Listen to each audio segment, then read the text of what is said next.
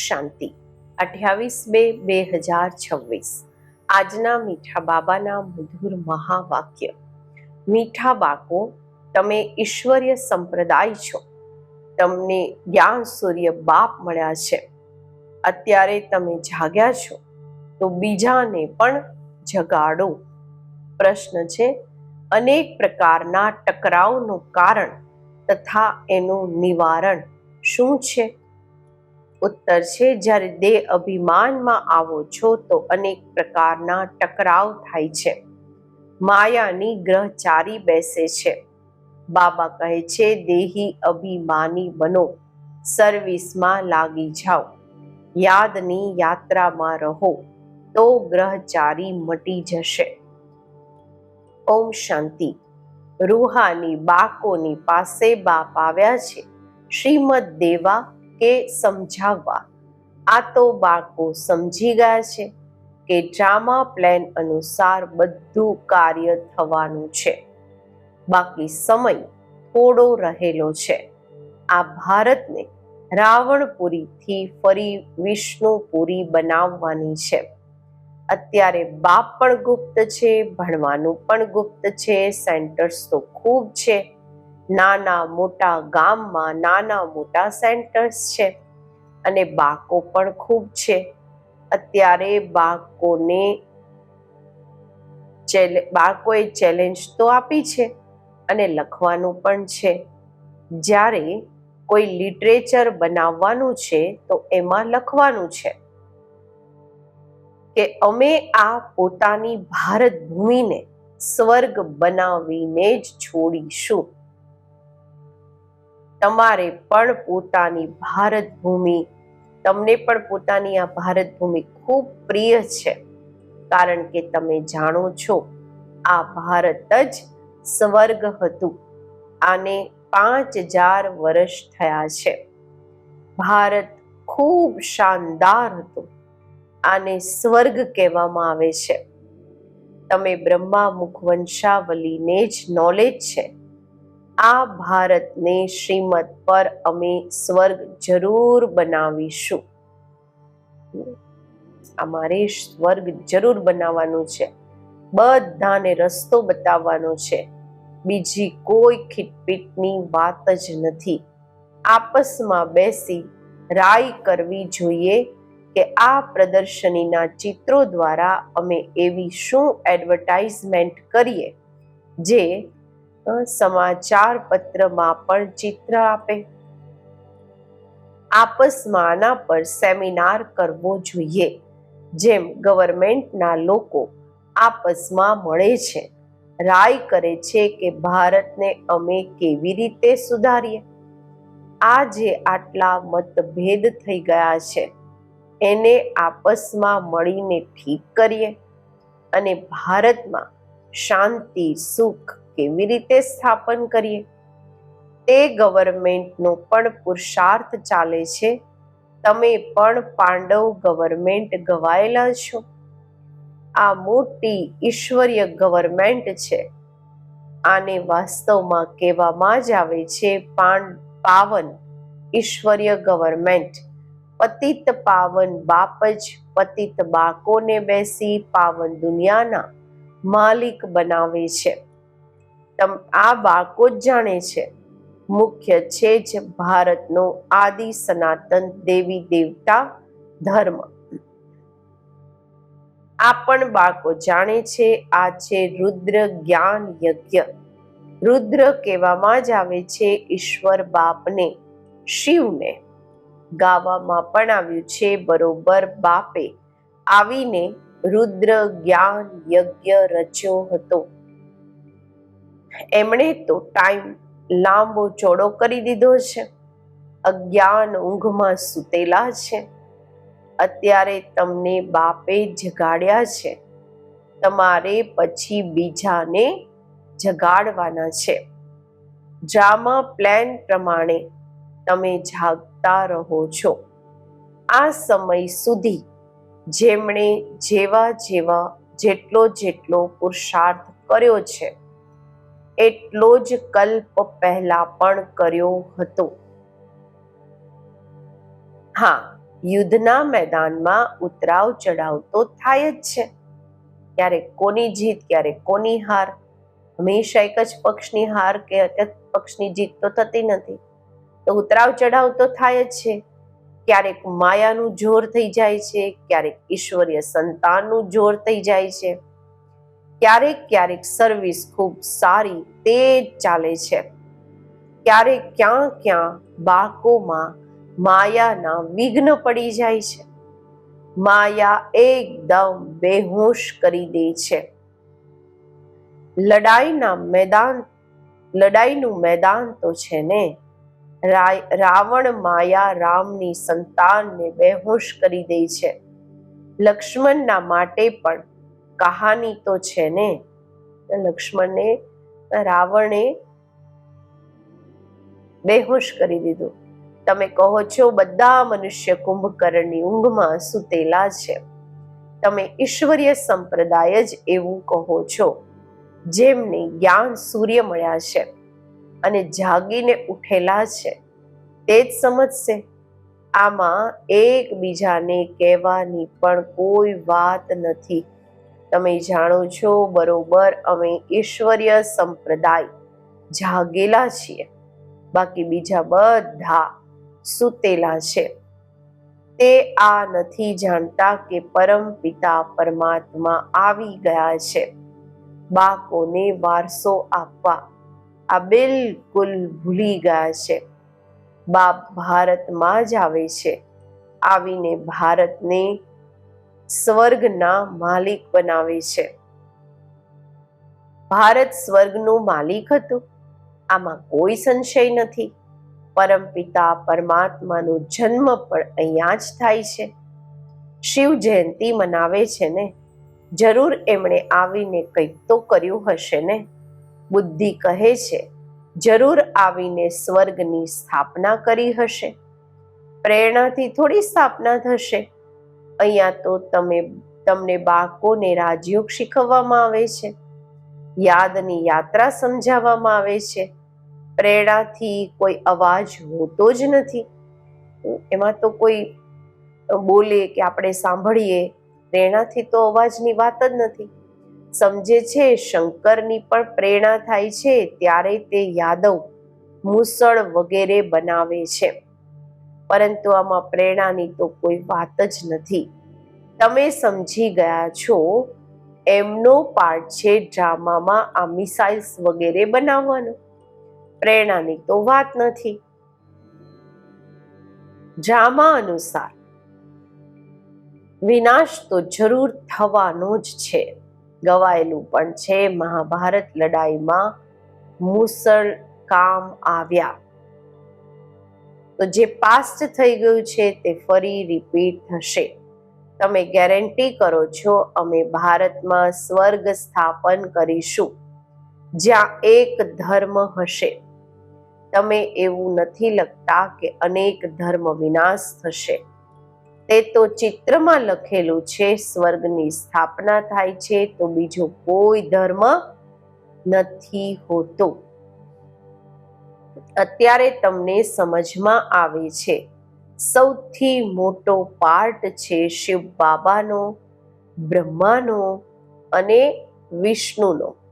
બ્રહ્મા સો વિષ્ણુ, વિષ્ણુ સો બ્રહ્મા. આ તો ખૂબ ગુહ્ય વાતો છે. વિષ્ણુથી બ્રહ્મા કેવી રીતે બને છે, બ્રહ્માથી પછી વિષ્ણુ કેવી રીતે બને છે, આ સેન્સિબલ બાળકોની બુદ્ધિમાં જટ આવી જાય છે. દેવી સંપ્રદાય તો બને જ છે, એકની વાત નથી. આ વાતોને તમે બાળકો સમજો છો. દુનિયામાં એક પણ મનુષ્ય નથી સમજતા.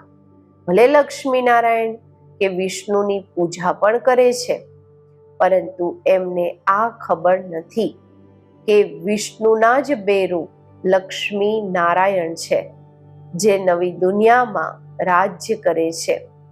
બાકી 4 ભુજાવાળા કોઈ મનુષ્ય નથી હોતા. આ સૂક્ષ્મ વતનમાં લક્ષ્યને ઉદ્દેશ્ય બતાવે છે, પ્રવૃત્તિ માર્ગનું. વિષ્ણુ ચતુર્ભુજનું ચિત્ર બતાવે છે. આ આખા વર્લ્ડની હિસ્ટ્રી જ્યોગ્રાફી કેવી રીતે ચક્કર લગાવે છે આ કોઈ નથી જાણતા. બાપને જ નથી જાણતા તો બાપની રચનાને કેવી રીતે જાણી શકે? બાપ જ રચનાના આદિ મધ્ય અંતની નોલેજ બતાવે છે. ઋષિ મુનિ પણ કહેતા હતા કે અમે નથી જાણતા. બાપને જાણી જાય તો રચનાના આદિ મધ્ય અંતને પણ જાણી જાય.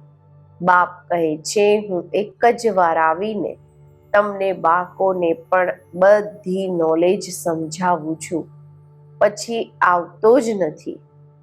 તો રચના અને રચનાના આદિ મધ્ય અંતને જાણે જ કેવી રીતે? બાપ સ્વયં કહે છે કે હું સિવાય સંગમ યુગના ક્યારેય આવતો જ નથી. મને બોલાવે પણ સંગમ પર છે. પાવન સતયુગને કહેવામાં આવે છે, પતિત કળયુગને કહેવામાં આવે છે. તો જરૂર હું આવીશ પતિત દુનિયાના અંતમાં ને. કળિયુગના અંતમાં આવીને પતિતથી પાવન બનાવે છે. સતયુગ આદિમાં પાવન છે. આ તો સહજ વાત છે ને. મનુષ્ય કંઈ પણ સમજી નથી શકતા કે પતિત પાવન બાપ ક્યારે આવશે. અત્યારે તો કળિયુગનો અંત કહેશે. જો કહે છે કે કળિયુગમાં હજુ 40,000 વર્ષ પડ્યા છે, તો ઓર વધારે કેટલા પતિત બનશો? કેટલું દુઃખ હશે? સુખ તો હશે જ નહીં. કંઈ પણ ખબર ન હોવાને કારણે બિલકુલ જ ઘોર અંધકારમાં છે. તમે સમજી શકો છો તો બાળકોએ આપસમાં મળવાનું છે. ચિત્રો પર સારી રીતે સમજાવવાનું હોય છે. આ પણ ડ્રામાનુસાર ચિત્ર વગેરે બધા નીકળ્યા છે. બાળકો સમજે છે જે સમય પાસ થાય છે હૂબહુ ડ્રામા ચાલતો રહે છે. બાળકોની અવસ્થાઓ પણ ક્યારેક નીચે ક્યારેક ઉપર થતી રહેશે. ખૂબ સમજવાની વાતો છે. ક્યારેક ક્યારેક ગ્રહચારી આવીને બેસે છે તો એને મટાડવા માટે કેટલા પ્રયત્ન કરે છે. બાબા વારંવાર કહે છે બાળકો તમે દેહાભિમાનમાં આવો છો એટલે ટક્કર થાય છે. આમાં દેહી અભિમાની બનવું પડે. બાળકોમાં દેહ અભિમાન ખૂબ છે. તમે દેહી અભિમાની બનો તો બાપની યાદ રહેશે અને સર્વિસમાં ઉન્નતિ કરતા રહેશો. ઉચ્ચ પદ જેમણે પામવાનું છે તે હંમેશા સર્વિસમાં લાગેલા રહેશે. તકદીરમાં નથી તો પછી તદબીર પણ નહીં થશે. પોતે કહે છે બાબા અમને ધારણા નથી થતી, બુદ્ધિમાં નથી બેસતું. જેમને ધારણા થાય છે તે ખુશીમાં પણ ખૂબ રહે છે. સમજે છે શિવ બાબા આવેલા છે. અત્યારે બાપ કહે છે બાળકો તમે સારી રીતે સમજીને પછી બીજાને સમજાવો. કોઈ તો સર્વિસમાં જ લાગેલા રહે છે, પુરુષાર્થ કરતા રહે છે. આ પણ બાળકો જાણે છે. જે સેકન્ડ પાસ થાય છે તે ડ્રામામાં નોંધ છે. ફરી એવી જ રીતે રિપીટ થશે. બાળકોને સમજાવવામાં આવે છે. 12 ભાષણ વગેરે પર તો અનેક પ્રકારના નવા આવે છે સાંભળવાના માટે. તમે સમજો છો ગીતા, વેદ, શાસ્ત્ર વગેરે પણ કેટલા મનુષ્ય ભાષણ કરે છે. એમને કોઈ આ ખબર થોડી છે કે અહીંયા ઈશ્વર પોતાની અને પોતાની રચનાના આદિ મધ્ય અંતનું રહસ્ય સમજાવે છે. રચયિતા જ આવીને બધું જ્ઞાન સંભળાવે છે. ત્રિકાળદર્શી બનાવવું આ બાપનું જ કામ છે. શાસ્ત્રોમાં વાતો છે નહીં, આ નવી વાતો છે. બાબા વારંવાર સમજાવે છે, ક્યાંય પણ પહેલા સમજાવો કે ગીતાના ભગવાન કોણ છે, શ્રી કૃષ્ણ કે નિરાકાર શિવ. આ વાતો પ્રોજેક્ટર પર તમે સમજાવી નહીં શકશો. પ્રદર્શનીમાં ચિત્ર સામે રાખ્યા છે, એના પર સમજાવીને તમે પૂછી શકો છો, હવે બતાવો ગીતાના ભગવાન કોણ, જ્ઞાન સાગર કોણ છે. શ્રી કૃષ્ણને તો કહી નહીં શકશે. પવિત્રતા, સુખ, શાંતિના સાગર, લિબરેટર, ગાઈડ કોણ છે. પહેલા તો લખવું જોઈએ, ફોર્મ ભરાવવું જોઈએ, પછી બધાથી સહી લેવી જોઈએ. ચકલીઓનો અવાજ થયો, બાબા મુરલી સંભળાવતા હતા. જુઓ કેટલી ઝઘડે છે, લડે છે. આ સમય આખી દુનિયામાં લડાઈ ઝઘડો જ છે. મનુષ્ય પણ આપસમાં લડતા રહે છે. મનુષ્યમાં જ સમજવાની બુદ્ધિ છે. 5 વિકાર પણ મનુષ્યમાં જ ગાવામાં આવે છે. જાનવરોની તો વાત જ નથી. આ છે વિશેષ વર્લ્ડ, વિકારી દુનિયા. વર્લ્ડ મનુષ્યોના માટે જ કહેવામાં આવે છે. કળિયુગમાં છે આસુરી સંપ્રદાય, સતયુગમાં છે દેવી સંપ્રદાય. અત્યારે તમને આ આખો કોન્ટ્રાસ્ટની ખબર છે, તમે સિદ્ધ કરી બતાવી શકો છો. સીડીમાં પણ ખૂબ ક્લિયર લખેલું છે. નીચે છે પતિત, ઉપરમાં છે પાવન. આમાં ખૂબ ક્લિયર છે. સીડી જ મુખ્ય છે, ઉતરતી કળા અને ચડતી કળા. આ સીડી ખૂબ સારી છે. આમાં એવું છે, સીડીમાં બાબા કહે છે એવું શું લખીએ, શું નાખીએ જે મનુષ્ય બિલકુલ સારી રીતે સમજી જાય કે બરોબર આ પતિત દુનિયા છે, પાવન દુનિયા સ્વર્ગ હતી. અહીંયા બધા પતિત છે. પાવન એક પણ હોઈ નથી શકતા. રાત દિવસ આ વિચાર ચાલવા જોઈએ. આત્મ પ્રકાશ બાળક લખે છે, બાબા આત્મ પ્રકાશભાઈને યાદ કરે છે. બાબા આ ચિત્ર બનાવીએ.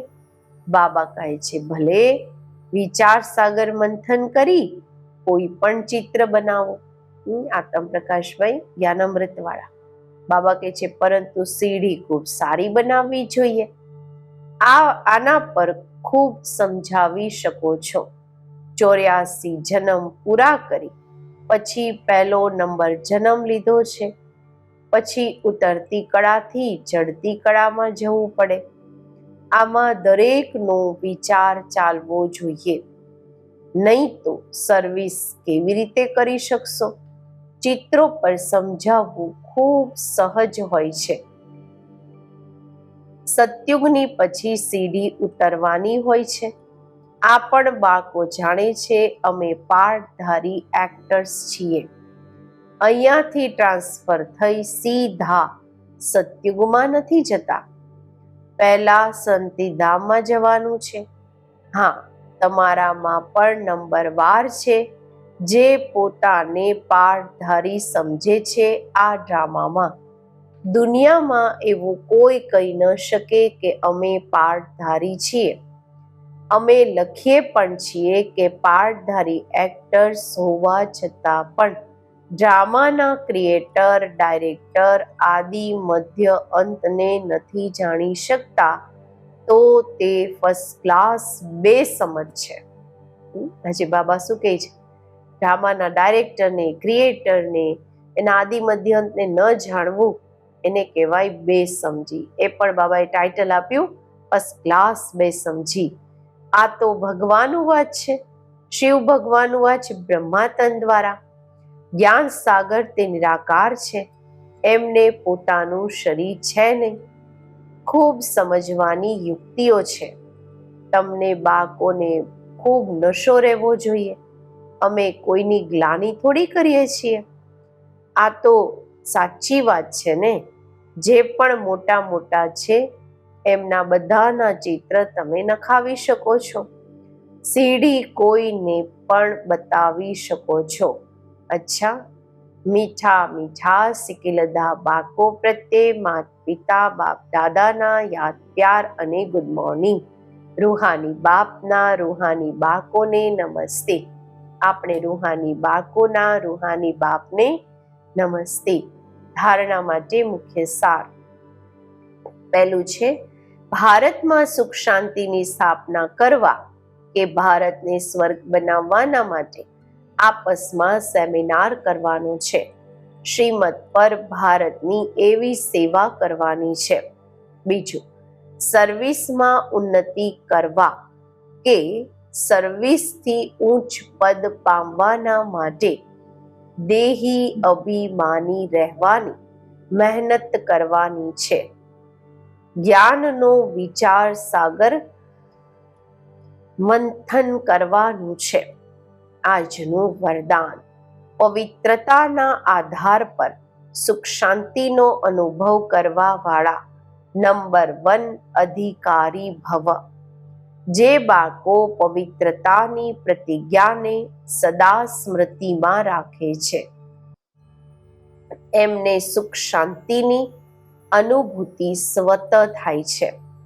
પવિત્રતાનો અધિકાર લેવામાં નંબર 1 રહેવું અર્થાત સર્વ પ્રાપ્તિઓમાં નંબર 1 બનવું એટલે પવિત્રતાના ફાઉન્ડેશનને ક્યારેય કમજોર નહીં કરવું.